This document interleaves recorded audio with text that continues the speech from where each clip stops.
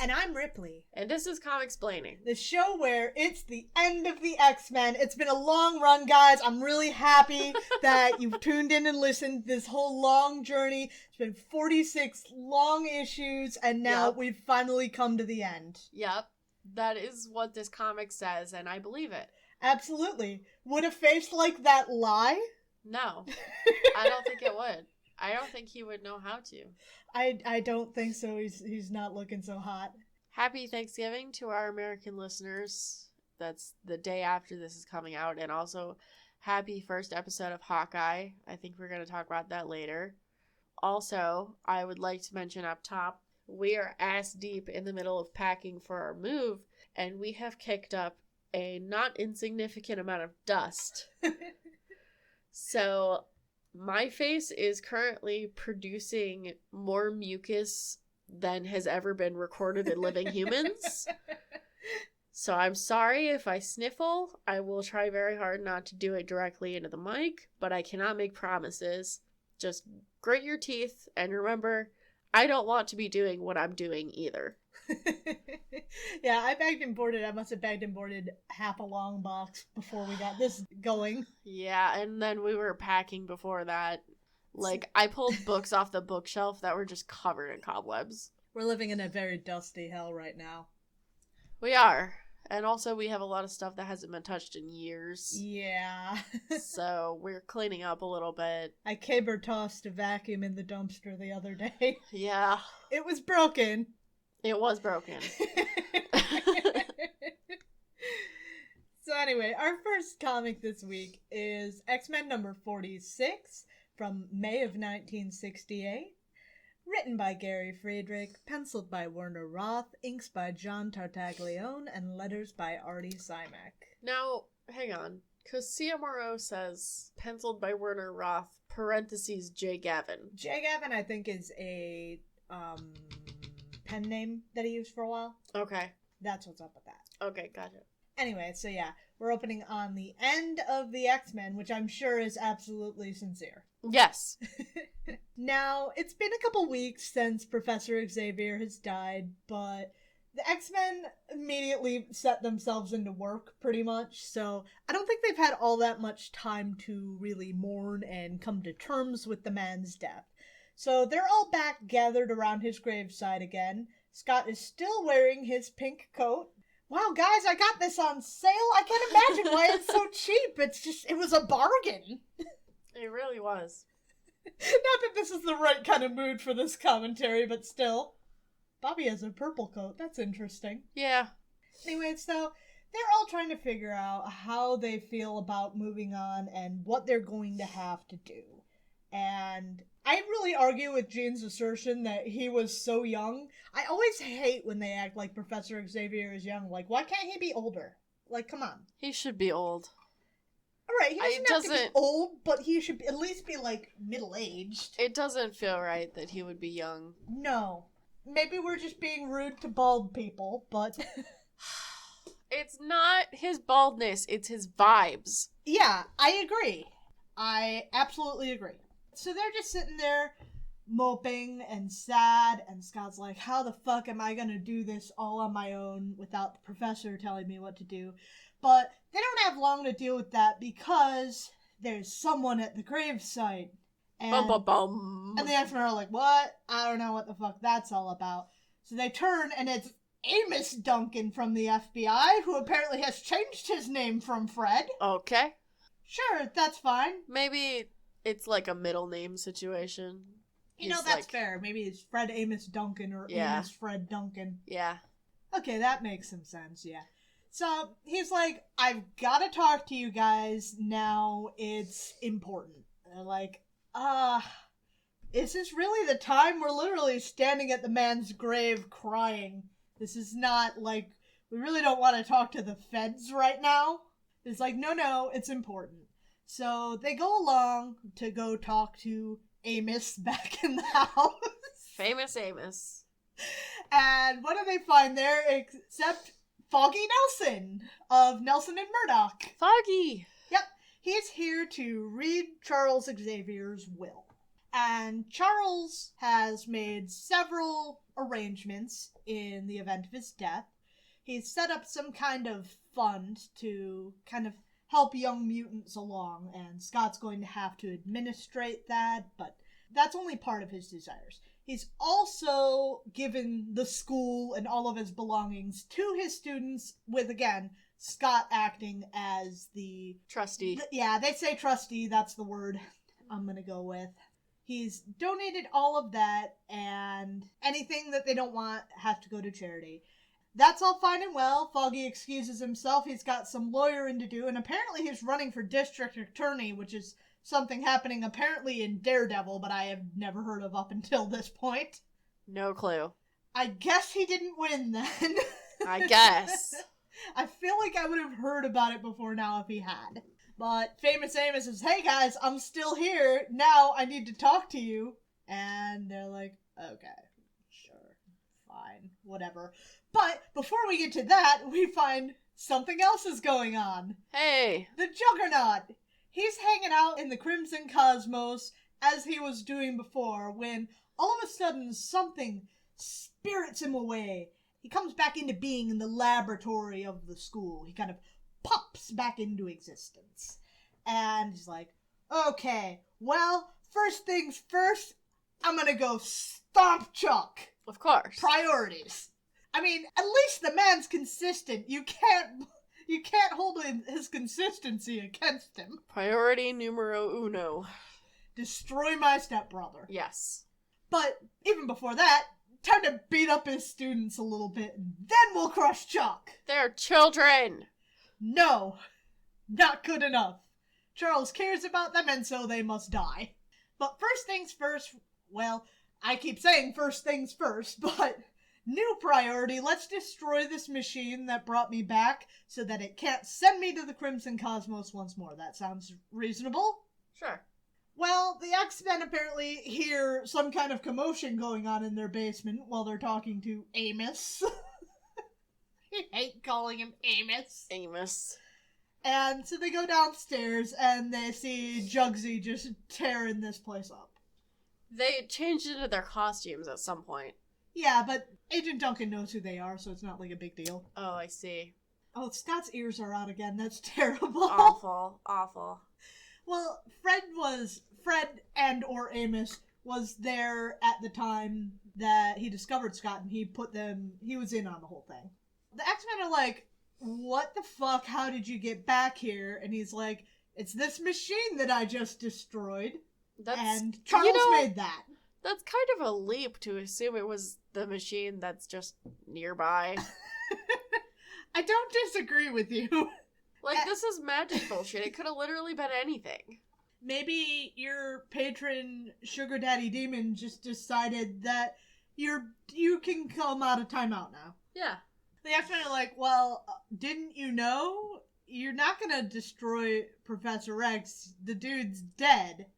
And he's like, no, this is bullshit. You are lying to me. He is dead. He's just sitting upstairs, sipping on his tea, setting children to fight me. And I mean, that's not out of character, but still. Well, he's not taking this. He's not listening to this, so he's just like, Juggernaut smash! So it's not going well for the X-Men. Beast gets clobbered, Warren gets zapped by something that gets destroyed during the course of the fight. He starts throwing machinery at Jean, and Scott's like, you can't do that, that's Jean! So he blasts this machinery, but now Scott's off balance, and they're both knocked out of the fight. But who's left but Bobby Boy? No, Bobby. And Bobby's doing pretty well for himself for quite a while. He hasn't ever learned the whole don't freeze the Juggernaut because he'll just break out, but he's gotten pretty good at least piling on more ice whenever he tries to. It'll work eventually, right? Sure. Sure. That's how that works. Nothing like the statement, the definition of insanity is doing the same thing over and over and expecting different results. Yeah. Well, eventually, Bobby doesn't do well enough on pouring the ice back on, and the Juggernaut cracks the ice apart bad enough that he manages to break off a piece that knocks Bobby out of the fight. Break off a piece of that Kit Kat bar. That's right. Except that's not how the song goes. I don't care. He's like, okay, well now I've done this, back to finding my brother and destroying him. So he stomps along upstairs and finds Framos. Framos. And, I'm kind of surprised Framos survives this attack. Juggernaut smashes his head into the ceiling and then throws him out the window. Head trauma kills people. It does indeed, but I don't think he really particularly cares. No. Well, I mean, the writer should care. I care, but... Okay, well this is bullshit. I'm gonna walk around, I'm gonna find wherever the hell he spirited himself off to. The X-Men are kind of coming to down in the basement like, what the fuck just happened?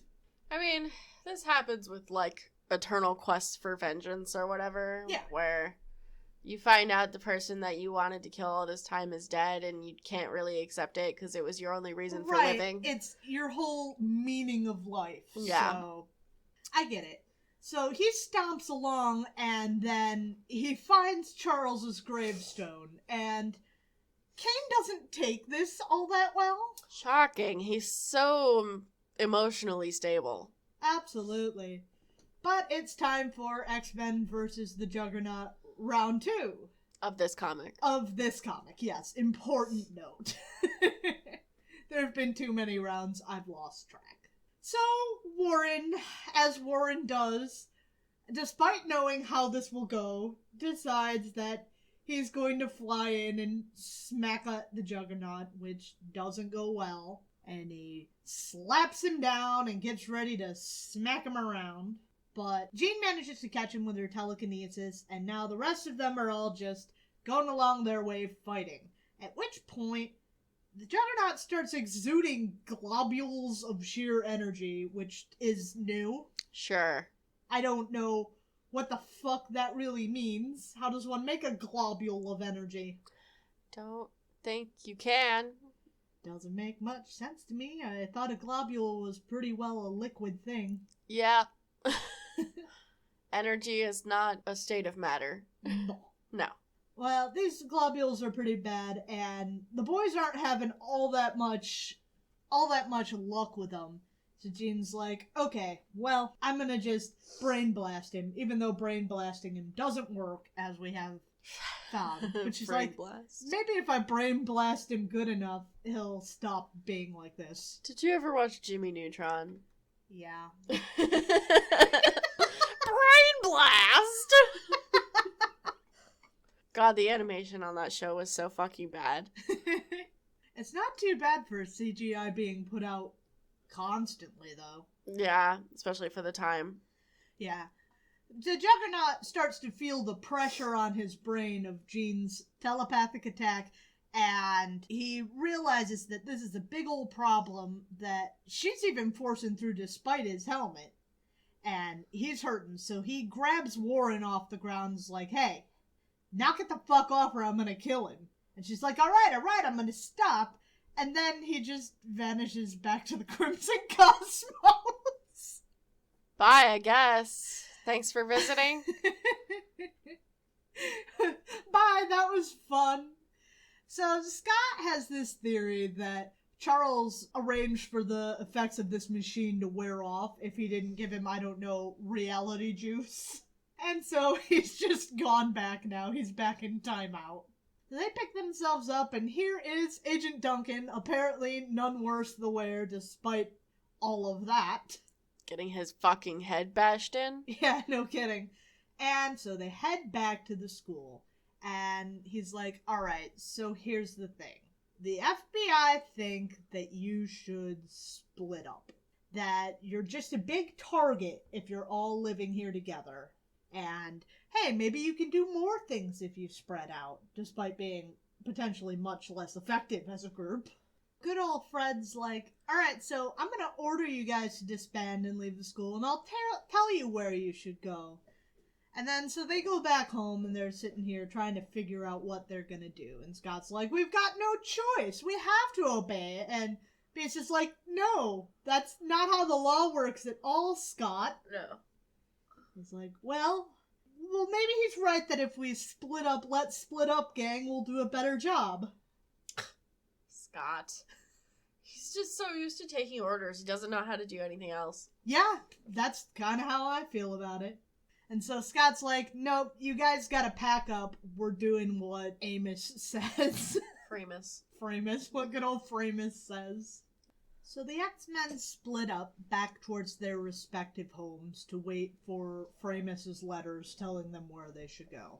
That's the end of the A story for this issue. And we turn to the rest of Bobby Drake's origins. When we last left Bobby and Scott, a gang of angry rednecks had cornered them in the town square after they got in a giant fight and broke out of jail. Boys, please. Well, these folks are not a good crowd. They're definitely a bunch of bigots, and they're here ready to have a lynching, which the sheriff is not having, but the rednecks don't care. They're like, nope, they're trouble, we're just gonna get this taken care of. The boys, they're still too weak to really break out of this, but they're waiting to figure out what Oh my god, they're actually trying to lynch them. They Holy legitimately shit. are. Holy shit. Are you guys sure about this one? Like, are you super fucking sure about this one? Holy fuck. Yeah, we're going there. Yikes. They're still trying to get things back together, and Professor Xavier is driving back into town, and he gives them orders that, okay, you need to break out and just fucking run. And I'll be there in 2 shakes of a lamb's tail. I'll be right there, and I will brain blast these buddies, but good. Having a fucking normal one over here with the X-Men. Absolutely. But they manage to do it, they pull it off, and they make a break for the Drake house. The boys managed to get away, by the way. Yes. Yes, the boys. This is not the rednecks. The rednecks get enough of a beat down before they start firing guns, and it's like, okay, it's time to go, we gotta go. So they run on off, and somewhere along the way, Professor Xavier takes care of the mob's brains. Okay. Makes them forget that they are chasing them. No, he just takes their brain away. That's right. That makes sense. Yeah. And so they make it back to the Drake house, at which point Charles reveals that Mr. and Mrs. Drake have agreed that Bobby is going to go to school. And that is the end of Bobby's origin story. Ooh, that was bad. So that was the end of that issue, and we move along to X-Men 47 from June of 1968. Written by Gary Friedrich and Arnold Drake, penciled by Werner Roth, inks by John Tartaglione, and letters by Artie Simek. So you may notice by the cover that this is not X-Men. This is the X-Men featuring the Beast and Iceman. And that is because, as we experienced last issue, good old Framos sent the X-Men their separate ways. They mostly teamed up, leaving one lonesome weirdo on their own. So Hank and Bobby went off together again, huh? Yeah, and take a guess what's going to happen. They're gonna go on a double date with their girlfriends and ditch them. Wow, I'm shocked. Yeah. Bobbert's chest is looking very swole today. Well, you know, sometimes puberty hits you like a freight train. Yeah, I guess so. Guess that's just the story of the X-Men all around. True. As we open up, we see Bobby and Hank walking around down through New York City because I guess Framos said just stay home. You've got this. And then they decided, okay, well, I guess since we're all in a glum and down mood, we are going to go with our girlfriends on a date. Our girlfriends are girlfriends. Quotations. Our beard friends. This mutual beardery arrangement. So they go on and they're off looking for the ladies. Oh wow, this is nice. Alas, why not look at the brighter side, that we are at least on our way to court our own true ladies fair. And I was like, you might have something there, Hank, but I thought we just had dates with Vera and Zelda. Your gay is showing, Bobby. A little bit. So meanwhile, in a nearby theater, we see a group of people who have gathered for a magic show in front of this guy calling himself the Mahayogi. Looks like they're holding hands. It does a little bit like they're arm in arm. Yeah. Sorry. Anyway. It's alright. And they're all pretty well entranced by this guy. And outside the theater, we find that this is exactly where our crew of dubiously teenage, at least in Hank's case, I think he's a little older than the rest, but we're all gathered together for our date here. The show's sold out. So the person at the ticket booth puts them on the cancellation list, but it's just not happening. So they step away to go to the coffee shop that they always hang out with. Nothing like hanging out at your workplace with your friends. Always a fun time for you, isn't it, Zelda? Poor Z. Her hair looks weird. It does. A weird color, I think, is mostly what it is. Well, yeah, that's what I meant. It's a weird color. Yeah. It's like a gray-brown. Mm-hmm. So anyway, inside the Psychorama, which I guess is what we're calling this theater. Okay. Inside the Psychorama, we find that this magician, this Mahayogi, is actually hypnotizing everyone under his sway. And he's looking to make everyone his slaves in his eventual army to conquer the world, because of course he is. You can't just go to a magic show in fucking Greenwich Village without... He's also a white guy in a turban. Yes. Well, the Mahayogi is someone we have encountered before, actually. Oh boy. Thrilling. So everybody leaves this show, and they have no idea that they've been hypnotized. This guy looks... I don't know what the fuck he's thinking, but he's very pleased with himself. He's very pleased. So they leave, and the Mahayogi is similarly very pleased with himself. Back at I thought it was the Coffee A-Go-Go, but now it's the Cafe A-Go-Go. I guess they had to change with the changing times. A cafe is much fancier sounding. Sure, I guess. So they're there, and there's a new bad poet who... Then come, cast out the rotten bananas of your mind, and feast instead upon the ripe kumquats of cerebral orchards. Is he for real? Yeah, Hank's not appreciating this guy's poetry, and there are a gang of angry hippie beatniks who don't like his critique. Why does this happen every time they go here? Why do they keep going here? Exactly. They're gonna start a fight with Hank because he doesn't like this poetry. And so they start smacking him around. Bobby's like, okay, I see where this is going. So he ices up the circuit breaker, the circuit box, to throw things in the dark so no one sees them giving these clowns the beatdown. Why is the circuit box just out in the middle of the fucking cafe? I don't know, maybe he made a break for it. It doesn't look like it, though. No? I don't know. Let's just say New York is tiny and weird. I guess. They quickly give these guys the beatdown. I guess Bobby, harpoons one of these guys with an ice spear. He just keeps making ice poles. That's all he does. No, he iced them to the floor the page before. Oh, I'm sorry. Bobby does a lot of cool things. I don't know. I'm just saying, I don't know what his obsession is with ice poles. That's all. Maybe he always wanted to be a pole vaulter. Or a jouster. Yeah, something like that. He could have gotten his chance a few issues back. Yeah. When we were dealing with good old Maherlin. True. Fucking Maherlin. Merlin. Anyway, they decide that they're quickly going to make their exit. They're going to grab their dates and go. And Zelda and Vera are like, God, I almost called them Zira. Like, that's their ship name. That is their ship name. Well, Zira are outside wondering where did the boys go as usual? And they're like, oh, we were being cowards. And they're like, yeah, okay, you always with this shit. But they go back to the theater and they find out that there was a cancellation, conveniently a cancellation for 4 people. Like, okay. Okay. The odds of that, but you know. So they get into this show.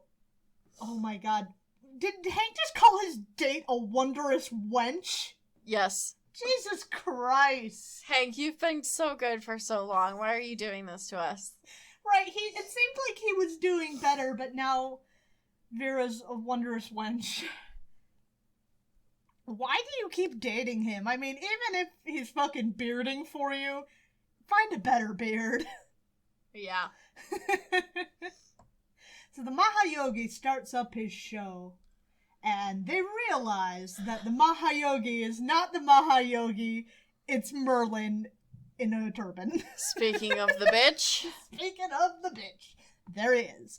It's Merlin, and he's acting like the Mahayogi, and they realize very quickly that he is hypnotizing the entire audience, and they quickly make a break before they get hypnotized. So they change into costume and start a fight with Merlin in front of the whole crowd. And it's not all that interesting. It's just a fight.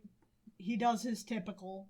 He's making illusions that are making it harder to fight, this thing that we keep running into. Right. Bobby's like, I'm being smothered by my own imagination because my ice shield is changing to snow and suffocating me. It's like, stop making ice then. Also, like, he could control the snow, too. Right. He's not only limited to ice. Exactly. Hank comes to the rescue and just kicks this guy in the head because, like, what else would you really expect him to do? He's the guy with big hands and feet who jumps around.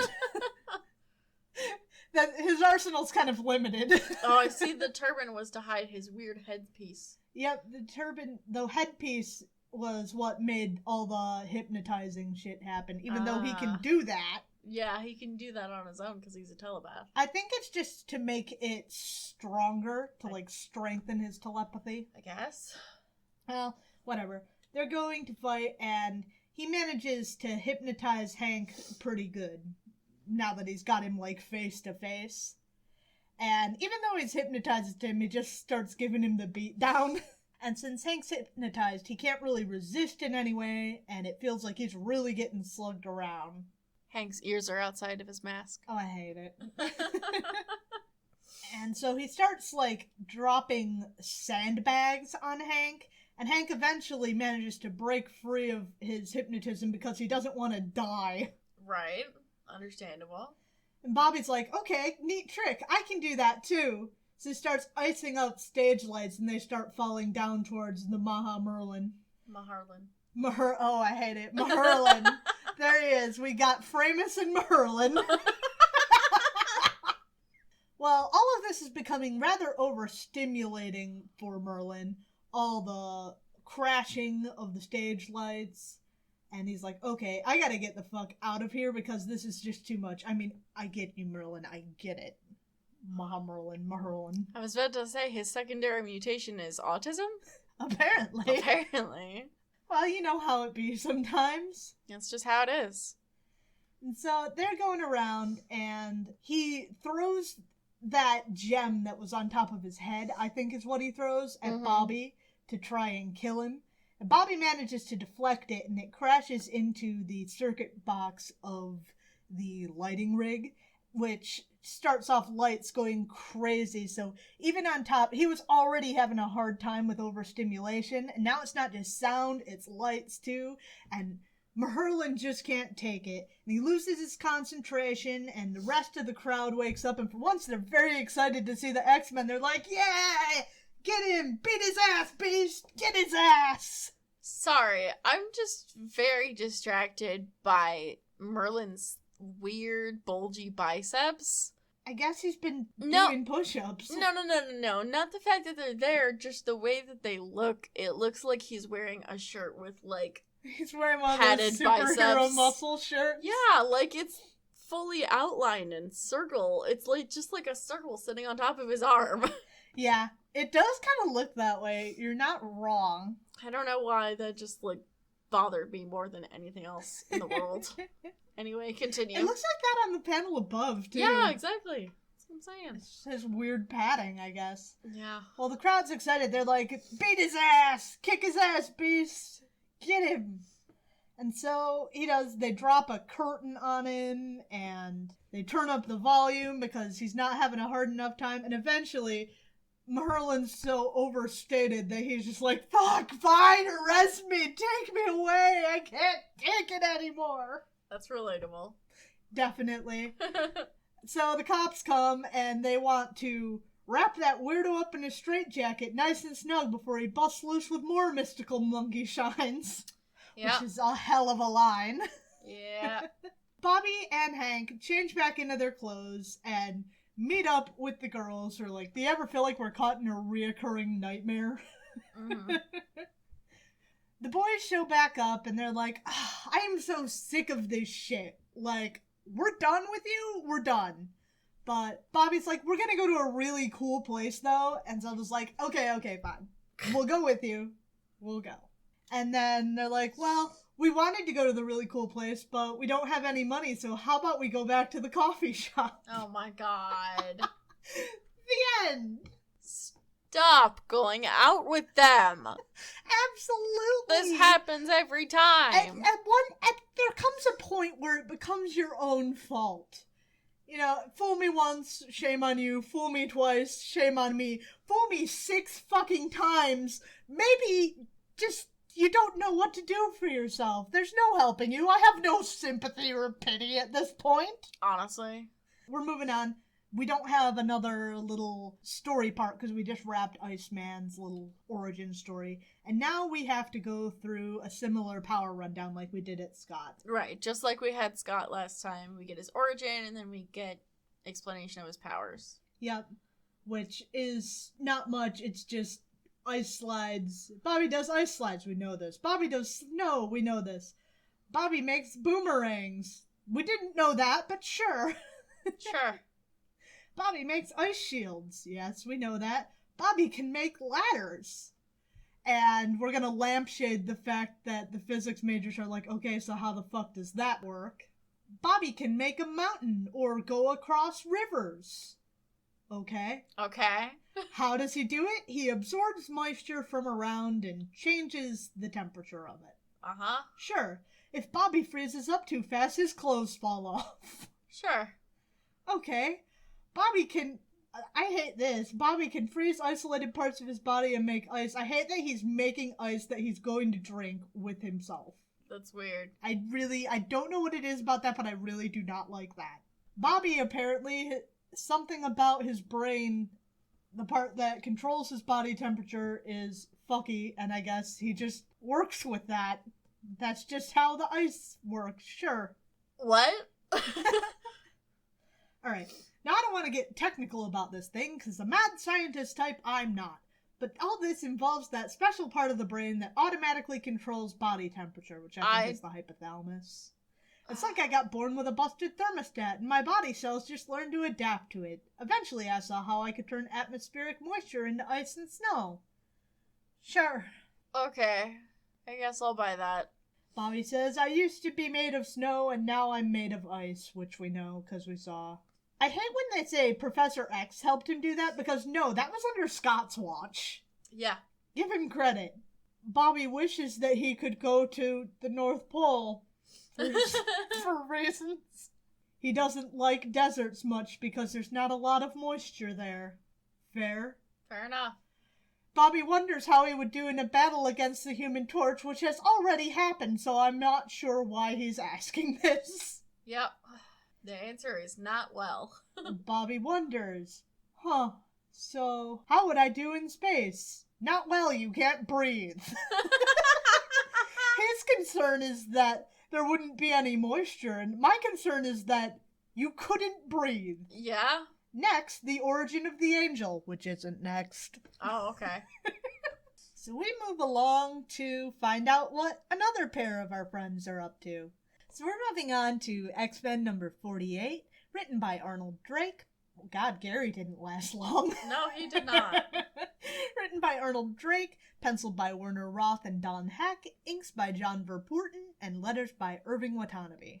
So, as you can see on the title here, we're moving on to another pair of our friends. We've got Cyclops and Marvel Girl. We open up on Jean in a swimsuit. So apparently what she's been doing in all of this, she had to find a new cover, a new reason why she's somewhere else that Framos sent them. And she apparently got a job as a model. I'm not entirely sure how the fuck she's walking because it really looks more like she's floating or falling here. This is a bad pose. Well, she does have telekinesis. I mean, that's fair. The photographer loves Jean. Thinks she's cute and does a great job with all the modeling. She's a babe. I mean, she is, but also, I don't trust that. No. Also, that middle swimsuit is fucking ugly. The green one's really ugly. I don't mind the green one. It's this lightning bolt weird-ass hem. Yeah, I guess it's weird. I don't think that would, like, function. No. As a real garment. I don't think it would stay pointed. No. I think, are we in agreement that number 3 is the best? Yeah, for sure. Okay, that's what I thought. I mean... Number 1, the original number 1's not bad. Number 4 is pretty good. Mm-hmm. Someone trips over a light and it starts falling and it slows down just enough, and would you wonder why it started falling so slow? No, it's Jean. Jean did it. Shocking. Apparently this keeps happening while they're here, and Jean just keeps fixing everything. Now the photographer guy, he starts being really creepy on Jean. And he's like, hey, I'm going to take you out to dinner. Like, that's not inappropriate or anything. Like I said, don't trust that. Oh, absolutely not. Hey, I have a question. Yeah. Wasn't Jean going to college? Yeah, we just forgot about that at some point. I guess she dropped out. Well, because she's hot, obviously she has to be a model, because that's what Marvel writers think that women do. Yes, everyone has red hair and is a model. Yep. Luckily, Scott bursts in on this scene, and his role is pretending that he's the jealous boyfriend. Well... They're not a couple. Yeah, but I feel like he's gonna do a really good job at playing that role. I think he's gonna do alright, yeah. I've got this theory that all of the early X-Men are hot or attractive in some way, shape, or form, and I think it was deliberate. This is just like a feeling of mine. It's like, they're mentioning here, it's like, wow, the ladies, the other models who have not gotten a chance to model because Jean has done all of the modeling. They're like, wow, he's hot. A hunk of a male like that is never too early. And I just got this feeling, it's like, because they're supposed to be the poster children. Not scary. Oh, so you think Professor X did that on purpose? Right. Okay, that makes sense. That's kind of what I was thinking. It's like, they're all supposed to be some degree of pretty because they're the poster children for this mutant rights movement. Got it. So that's my thought, but that's just an aside here. Oh, good God. So Scott's about ready to go to blows with the fucking owner of this studio, and Jean finally is like, all right, enough. Stop it. Meanwhile, the rest of the girls are fucking swarming him, and Jean's like, it's my turn to play the jealous significant other. This is ridiculous. It is ridiculous. Especially considering they're not even dating. They're not! And why aren't they? Didn't they have a whole fucking, like, heartfelt conversation where they were like, oh, I like you too. We've been building up to this, and they just never seal the deal. God, it's annoying. Terrible. There's no reason at this Especially point. considering how much they pine over one another. There's no reason for it. Well, let's take a step away from that because I think we need it. There are so many colors on this page. I know, it's a Technicolor nightmare. It is. I feel like I'm looking at fucking Asgard. A little bit. Where's the shopping mall? Over here. Oh, gotcha. Yeah. So anyway, we are opening up on this new page, this new location, a subterranean structure that defies the wildest of satanic imaginings. Why are we bringing Satan into this? Yeah, I don't think Satanists are super into, like, robots and computers and stuff. Little did you know. You know, that's his secret plan, I guess. Robots. Well, we see this giant computer called Computo because we're really original with names here. Super great name there, buddy. And it's this giant computer that is full of tiny robots. Apparently, it's decided that the time has come to open up the robots and send them out to do Computo's bidding. They're just in little balls like a fucking gashapon. It has a little thing where they pop out at the bottom, too. Computo's gachapon full of robots. Oh my god. Just put a fucking quarter in there. Well, these robots are off to do something nefarious, but we turn back to Jean and Scott, who do reveal that this was just entirely a show that they were putting on, but they're still walking, like, arm in arm. Of course. I wish that they would just, like, seal the deal. I desperately wish that they would just, like, make it official. Ugh. So Jane's like, so what the fuck else have you been up to? And Scott's like, well, I got a job. I am a radio correspondent. He's, like, a radio reporter and a DJ over at this nearby radio station. Okay. And so I don't know how he just got that job that fast. Maybe Framos helped, who knows? Or maybe he's just good at it.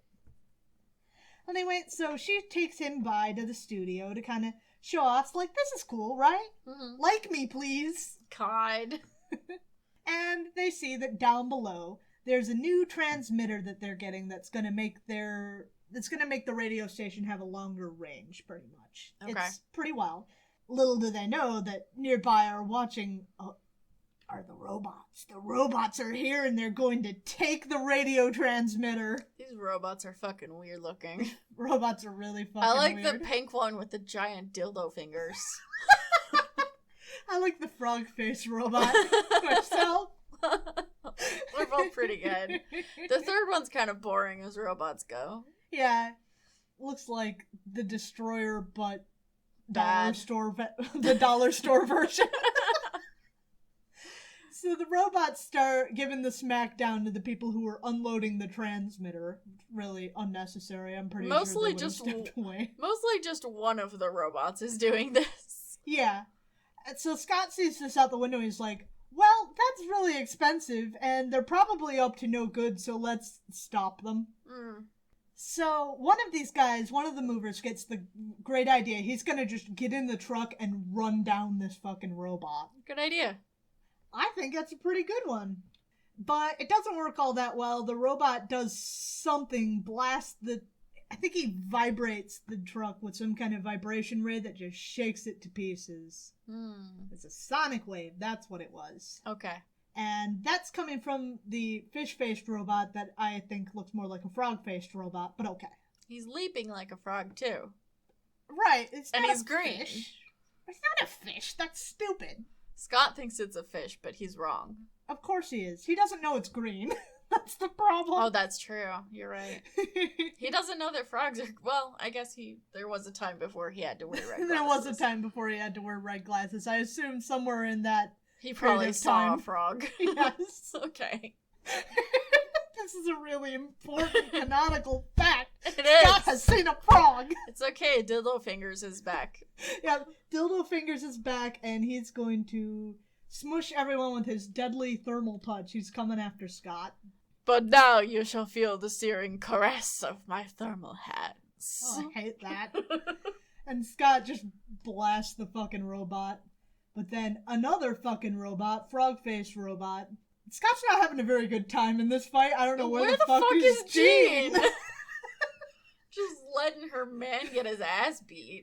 Yeah, so now the frog-faced robot does some weird exhaling thing, and it smacks Scott into a wall and onto a floor, and the frog-faced robot's like, now I'm gonna crush you on the hand of computer, master of Cybertrons. And it blows up like a fucking frog does. This is a frog. This is a frog. It's a frog-ass frog. Scott's like, oh shit, I don't think I can recover fast enough to deal with this.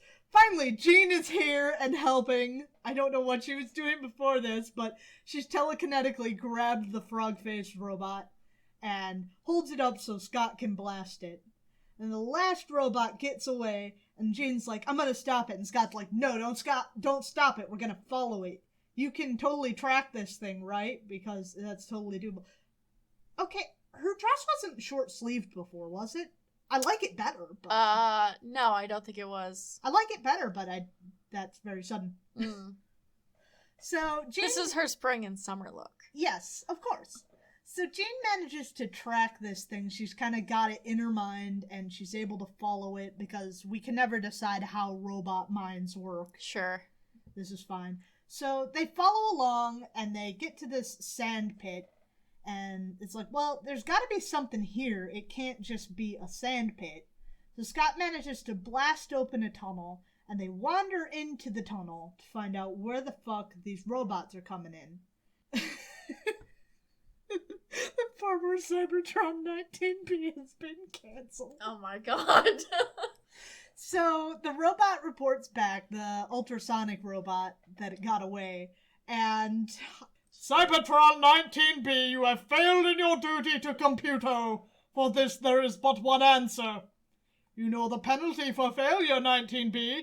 See, Computo forms the energy bridge. Advance. Is there any defense for failure, Cybertron? None, Master. I deserve the only fate decreed for imperfection. Then let it be so. Cybertron 19B is condemned to be cancelled. Write the call-out post. Where are the receipts? So Cybertron 19B has been cancelled and dismembered so new robots can be made. This is the one that got away from Scott and Jean. Yeah, earlier. that's the ultrasonic robot. Right after they cancel Cybertron 19B. I can't get through that, man. Now that they cancel Cybertron 19B, the sensors report in, hey, there's people coming. So they get all the robots out, and so they just start fighting an army of fucking robots. That sure is a robot fight. It sure the fuck is a robot fight. I like the note that Jean has infinite mental powers because she is like an Omega level mutant.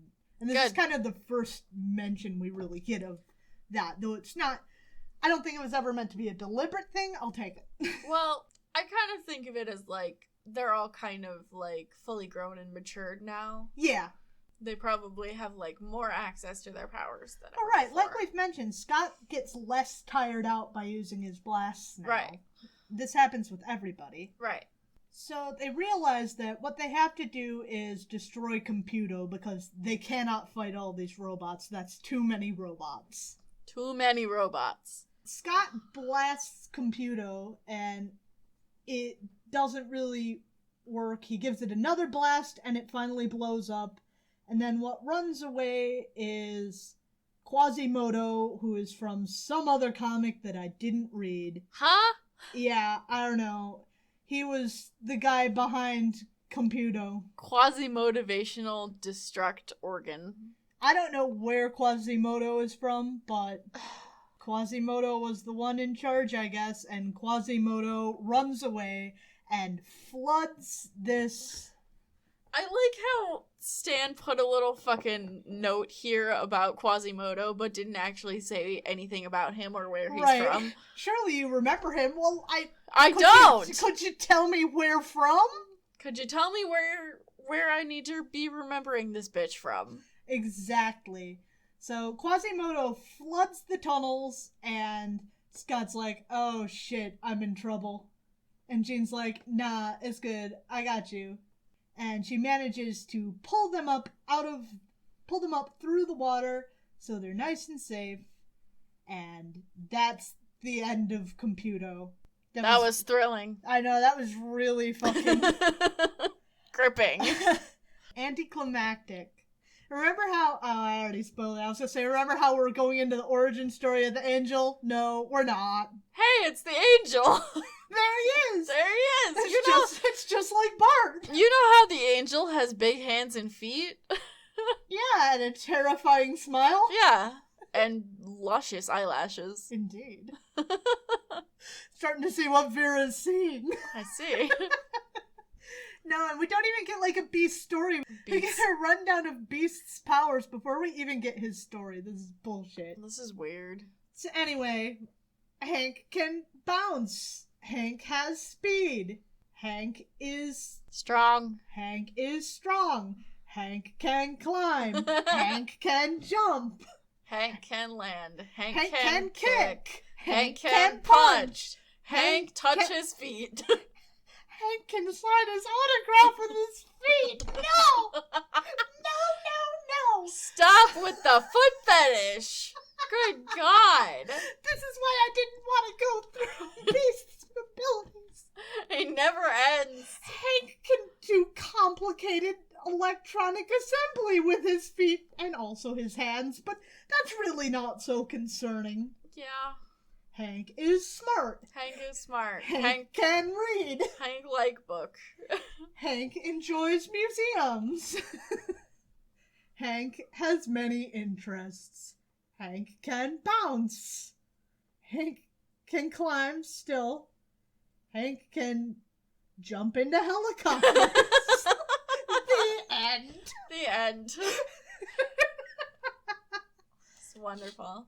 We need to move on to the usual housekeeping. We have a few announcements. Yeah, we were gonna talk about Hawkeye, although I guess we don't really have much to talk about since it's not out yet. Yep.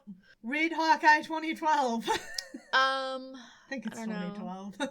So we're probably gonna talk about Hawkeye next episode that we record. Which is not next week because we're taking Thanksgiving off. Yes, so on that note, we need to touch on our upcoming schedule. Which is kind of a mess. Yeah. So, this is actually coming out the day before Thanksgiving, but we record on Saturdays, so that's not going to happen next week. Yeah, so there's not going to be a new episode next week. The 4th we're going to be on, the 11th we're going to be on. The 18th we are not going to be on, which is unfortunate because that is the release of Spider-Man No Way Home, which we are actually both getting kind of excited about. Yes, but fortunately, we also will not be recording for the 2 weeks after that. Yeah, so that's terrible. So maybe I'll record a mini something with my thoughts somewhere in there, maybe. I guess. I mean, it's nice that it gives us lots of time to do it in between the holidays. And the reason that we're not recording the week before Christmas is because we're going to be moving, which is not a great time to move, but, you know, it is what it is. It happens. Yeah. We'll be back on December 8th. You'll hear from us on December 15th, and then it's going to be until we're into the new year. Yep. But don't forget to get your entries in for our contest. Leave a review over on Podchaser or iTunes if you're an international user. Please make sure you let us know that you reviewed on your store because we only see the American store. Because freedom! Yep. Not the freedom to see fucking reviews, though. You want any of them communist reviews right over here? I don't want to see any of them communist infiltrators talking and trying to change my mind. What are you talking about? I don't fucking know, man. Okay. I just got in the zone. Nice, I could tell. So other than that, the rate and review, because please do. Recommend us to your friends, please do. Please. So let us know what you think, because right after this, whenever we move into the next X-Men stuff, it's all up from here, at least for quite a while. Good. So look forward to that. But if you have any thoughts on Computo and what kind of receipts we should have for Cybertron 19B, shoot us an email over at comicsplaining@gmail.com. But that's not the only way you can get in touch with us. We are on Facebook, Tumblr, and Twitter. We are Comicsplaining in all of those locations. You can also join our Discord. Chat with us. We talk about this, that, and the other thing. As always, there's John's ever marching forward journey into comics. And that's always fun to talk about. But we talk about all kinds of stuff there. The new movies, just pet theories, this, that, and the other thing. So go ahead and join us over there. We always leave a link in the description for the show, so there is that. If you want to support the show, there are a couple ways you can do that. We have a Patreon for anyone who'd like to donate monthly. We put out our outtakes weekly. I actually didn't get to it this last week. That's okay. But generally, there are outtakes for every single episode. We also have little things we would like to do once we start getting a few more patrons over there. If you can't manage to muster up a little bit of dough for a monthly thing, we get that. If you just want to make a one-time donation, we also have a coffee. So check us out over there. We are Comicsplaining. Yeah. All right. Just throw us a couple bucks. We will appreciate it. And any money we get on coffee is going to go directly towards new sound equipment. Yes, because we will be rid of our loud neighbors, hopefully. So that'll help, but that doesn't get rid of all the weird technical glitches that we have with our current mics. Mm-hmm. So that will fix that. If you don't have any money and you can't support, like I said, try rating and reviewing us over on Podchaser or iTunes, which again, you get the bonus of getting an entry into our contest for those trades. So that's nice. Don't forget, you can get 2 entries into the contest by reviewing on both Podchaser and iTunes. So that's cool. Very exciting. Yes. Another way you can help us out, try and watch the video version of the show on YouTube.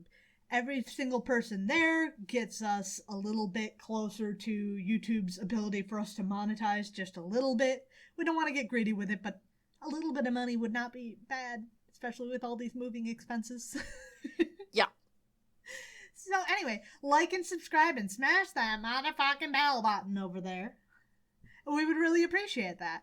We're going to be back not next week, but the week after with Thor. And we look forward to talking to you then. Bye. Bye.